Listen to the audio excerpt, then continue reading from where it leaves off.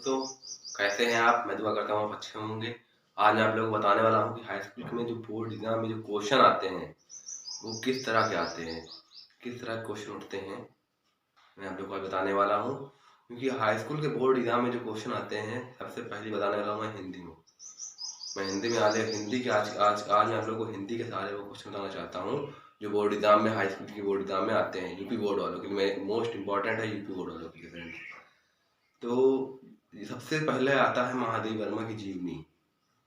महादेव वर्मा की जीवनी और आचार्य रामचंद्र शुक्ल, जयशंकर प्रसाद और तुलसीदास, इन 4 लोगों की जीवनी आपको रटी हुई होनी चाहिए।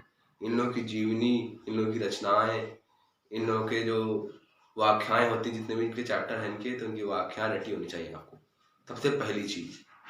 और आप लोगों में जो कथा वस्तु होती, जैसे हम लोग में इंटर में क्या था, सत्य की जीत था, तो आप लोग में शायद जय सुभाष हुआ है।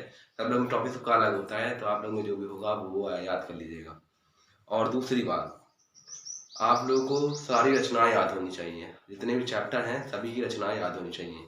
और सबसे इम्पोर्टेंट जयशंकर प्रसाद और महादेव वर्मा की होती हैं, और तुलसीदास की और आचार्य रामचंद्र शुक्ल की। इन 4 लोगों की दोस्तों इतनी इम्पोर्टेंट रचनाएं होती हैं, इनमें इनकी रचनाएं 100% आनी ही आनी है। और हिंदी गद्य काव्य का इतिहास और हिंदी काव्य साहित्य का इतिहास आप लोगों को फ्रेंड्स 100% रटा हुआ होना चाहिए। क्योंकि आप उसमें के जो आते हैं ना क्वेश्चन शुरुआत में, वो आप लोग इस बार तो OMR सीट में आने वाले हैं। अगर आप लोग OMR सीट नहीं भर पाते हैं तो उसके लिए मैंने एक वीडियो डाल दिया है, बहुत सिंपली तरीके से मैं उसमें बताया हूँ कि आप किस तरह से OMR सीट अपनी भर सकते हैं। Okay friends.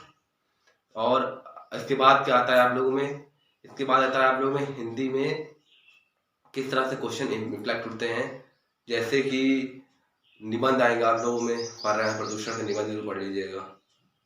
और हिंदी का आखिरी जो काव्य होता है ना, जिसमें रस छंद अलंकार, ये आप लोग को रटे होने चाहिए।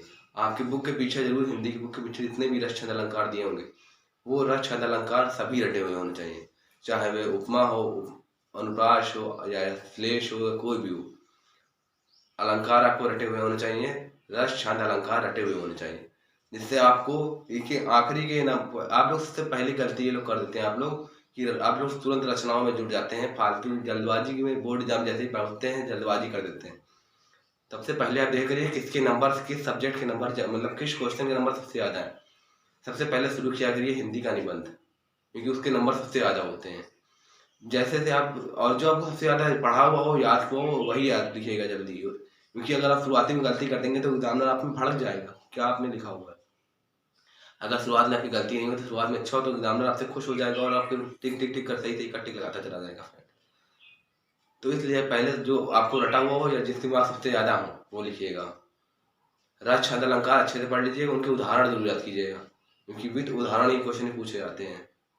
और जो भी है यही सब आता है आप लोग के बोर्ड एग्जाम में, रचनाएं, रस छंद अलंकार, व्याख्याएं से जरूर पढ़ लीजिएगा फ्रेंड्स। हर चैप्टर की एक ना एक व्याख्या जरूर आ जाती है।